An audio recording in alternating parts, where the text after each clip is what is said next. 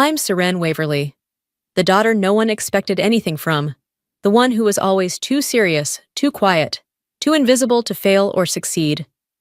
I never planned on making a statement at my sister's wedding. In fact, I nearly declined the invitation altogether. But when your mother calls and says, "It's Lyra's big day," at least show up looking decent. You don't really get to say no. So I did what I always do. I showed up, polished but muted, dignified but non-threatening, just enough to blend in, not enough to cause a stir. My navy dress was classic, understated, my heels soft-stepping, my smile quieter than the chandeliers overhead.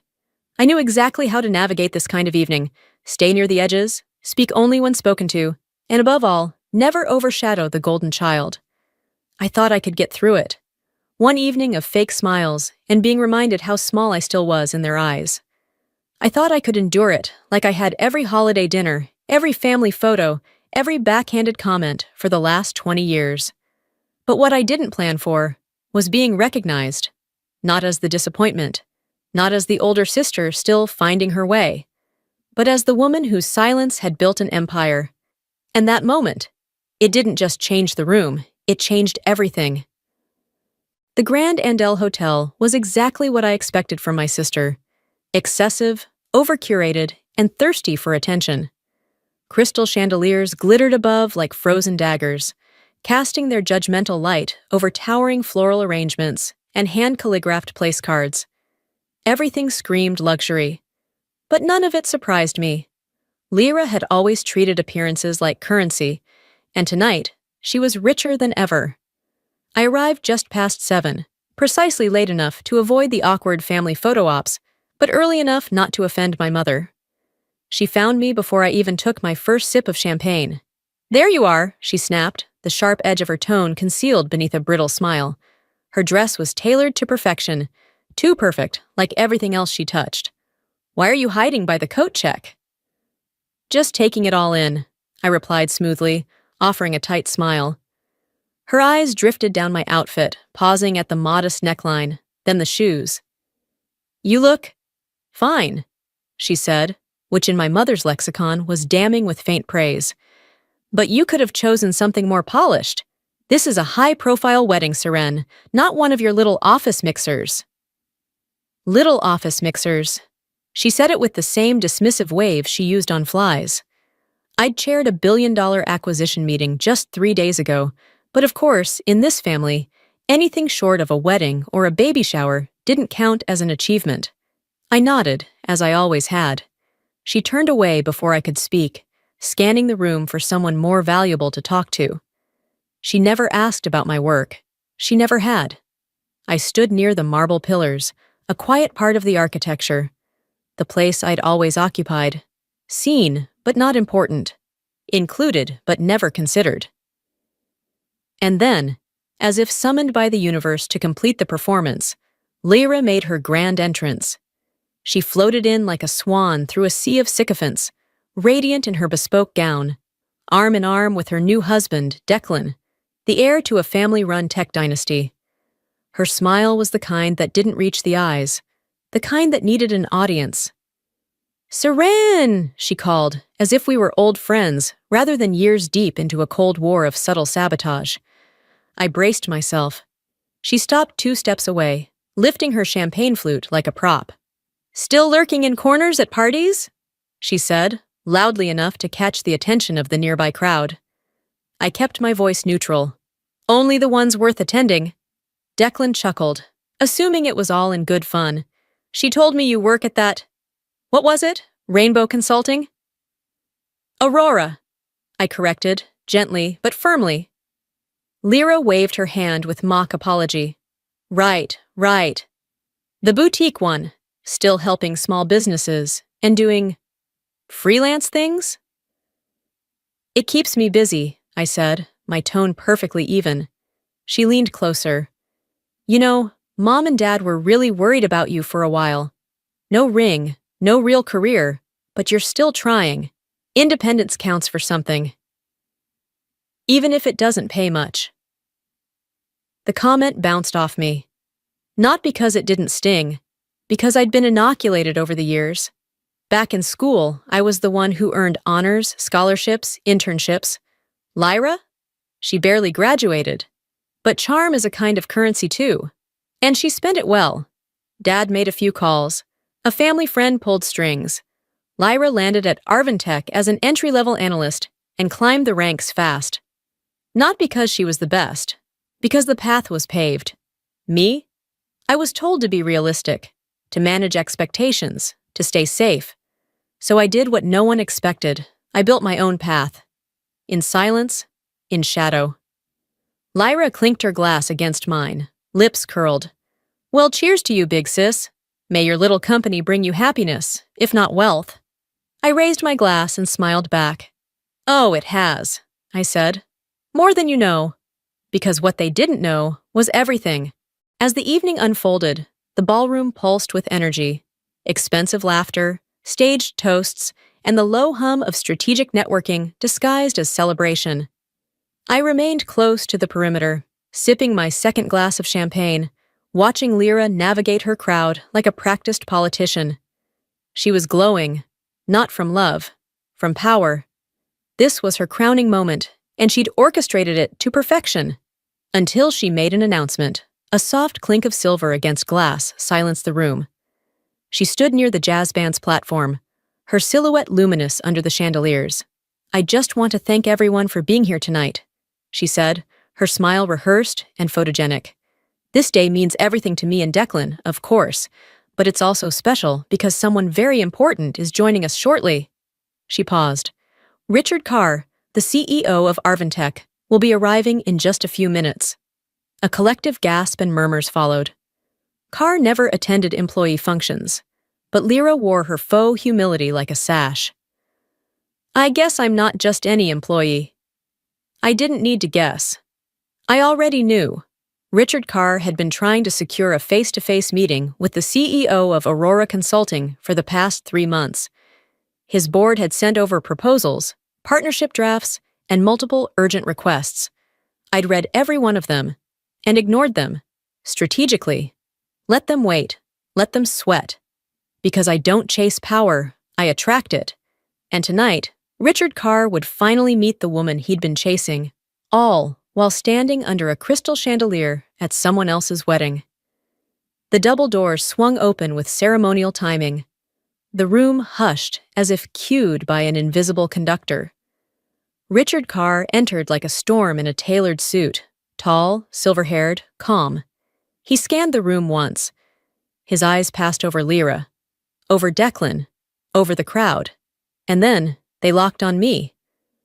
For a beat, there was nothing. Then recognition flickered. Surprise. And finally, respect. He cut straight across the room, bypassing the bridal table entirely. Miss Waverly, he said, extending his hand. I didn't expect to see you here.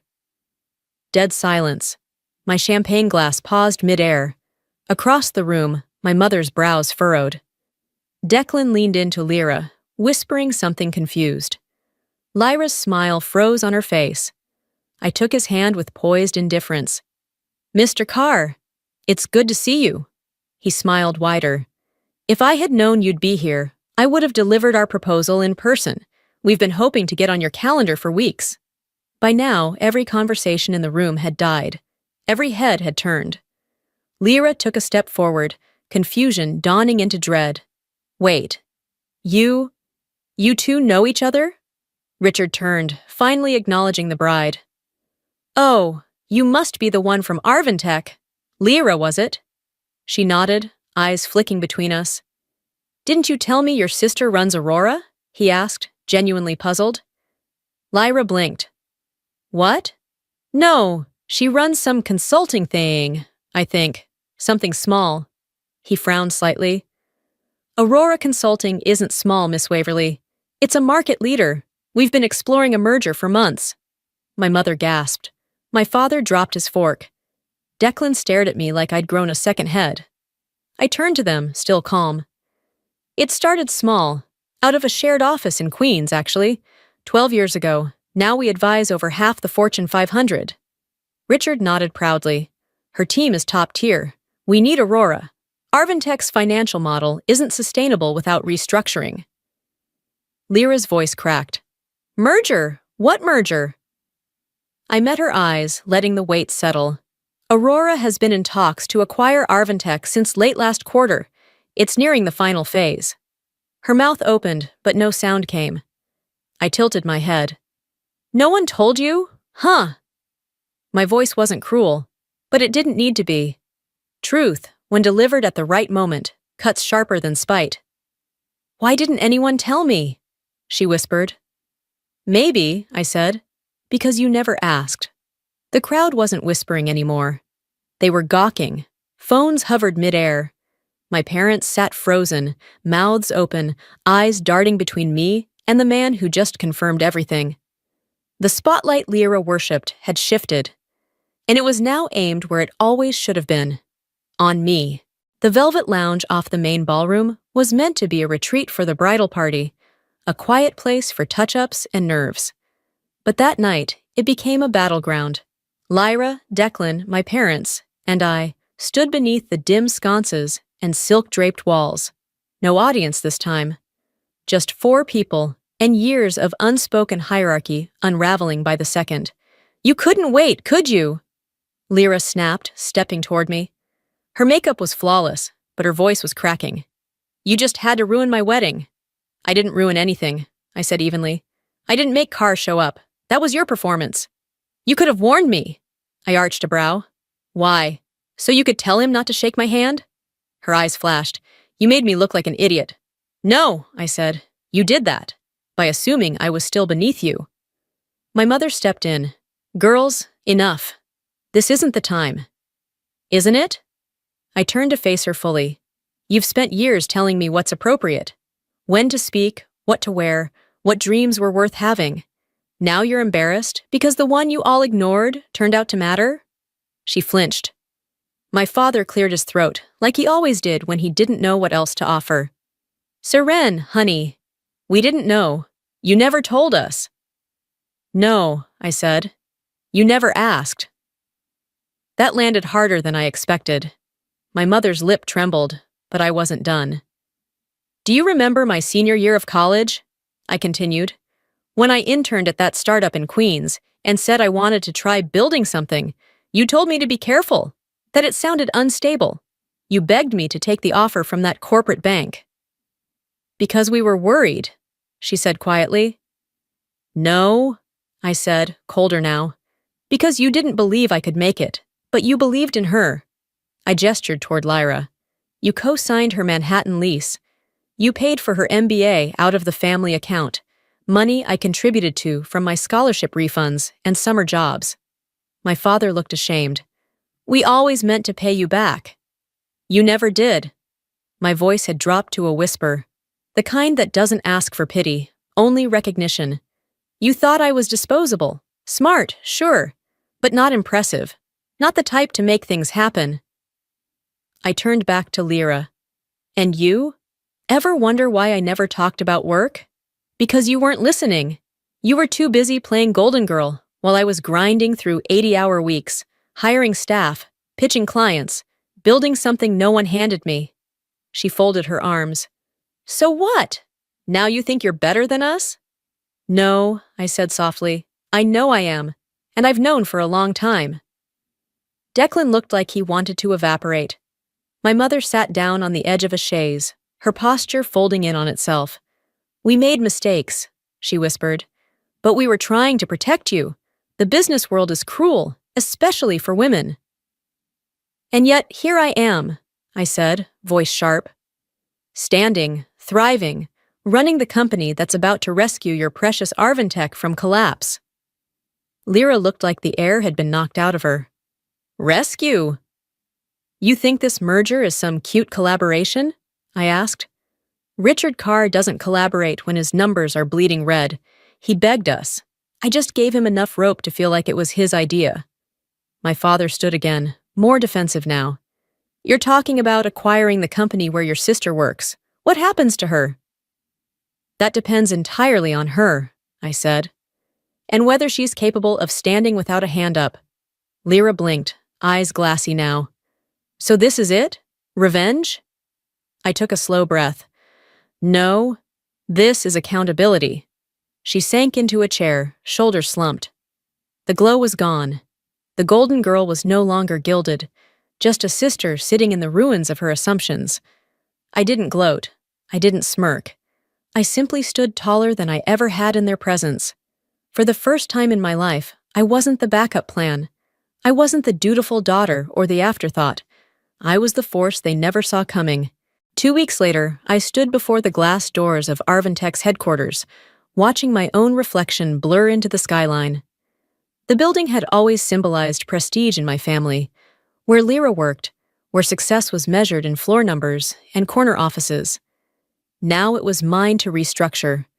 I walked in without fanfare, dressed in a tailored black suit, heels that clicked with intent, and the quiet gravity of someone who no longer needed to prove anything. The receptionist recognized me before I gave my name. Her eyes widened, but she didn't speak. She didn't need to. Everyone in this building had read the press release. The boardroom was already full when I arrived. 12 seats, 12 executives who'd spent the last month scrambling to prepare for what they called a strategic acquisition. Richard Carr stood when I entered. "Miss Waverly," he greeted, gesturing to the chair beside him. I nodded, took my seat, and laid out my notes. "In the past quarter," I began, "Aurora has conducted a full review of Arventech, its finances, structure, leadership, and risks." I looked up. Every eye was on me. "We've come to a conclusion. Arventech has potential, but it's been managed by legacy, not merit. That ends today." A ripple of discomfort moved through the room. "Going forward, leadership roles will be reassigned based on competence, not last names. Promotions will come from within. Redundant positions will be eliminated." "This isn't punishment," I added. "This is correction." From the corner of my eye, I saw movement through the glass wall. Lyra, my father, my mother, watching silently. Lyra looked different, simpler, real.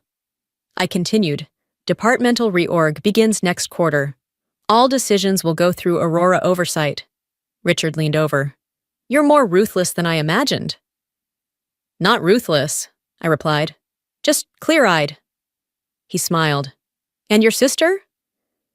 "She'll receive an offer. Entry-level, she can earn her way up." Through the glass, Lyra lowered her gaze. That afternoon, we sent out contracts, one to Lyra, one to my father, one to my mother. No one responded. Until the third day, Lyra arrived in flats, no makeup, hair pulled back. She held the contract. "Do you mean it?" she asked. "Entry-level?" "Yes. Everyone earns their place at Aurora." "I don't know if I can do that." "Then don't," I said. "You have a choice." She paused. "I want to try." It wasn't an apology, but it was a start. Later, my parents came. No apologies, just truth. My mother said, "We were wrong, about you." I said nothing, because silence now was enough. That night, long after the last meeting ended and the final contract was returned, I sat alone in my office. The city buzzed beyond the glass, skyscrapers blinking like silent applause. But I didn't need it. Applause was for performers. I was an architect. I reached into the drawer on my right and pulled out a small velvet pouch. Inside was my grandmother's locket, the one she gave me the day I left college with no job, no connections, just the quiet conviction that I wasn't wrong for wanting more. I opened it gently. The note inside was creased but intact. Her handwriting was sharp, elegant. "Success isn't about who believes in you at the end. It's about who you believed in at the start, yourself." At 23, that message was all I had. I was broke, underestimated, and exhausted. But I wasn't broken, because deep down, I had never doubted that I could build something real, something mine. Now people believed. They saw the headlines, the power suits, the conference keynotes. But none of that was the victory. The victory was that I didn't need their belief to get here. That was the part they never understood. People talk about revenge like it's fire, fast, loud, explosive. But my revenge was something else.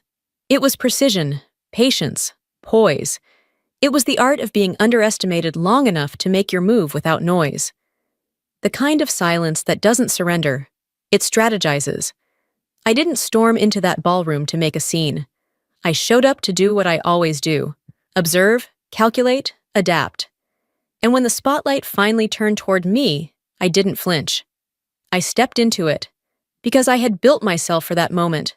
Quietly, deliberately, relentlessly. If you're listening to this and you've ever been told you're not enough, not strong enough, not smart enough, or just not seen, hear me now. You don't need to shout to be heard. You don't need validation to be valuable. And you don't need permission to become powerful. Let your work be your response. Let your excellence be your rebellion. Let your silence be your storm. Because sometimes, the most dangerous person in the room is the one they forgot to count.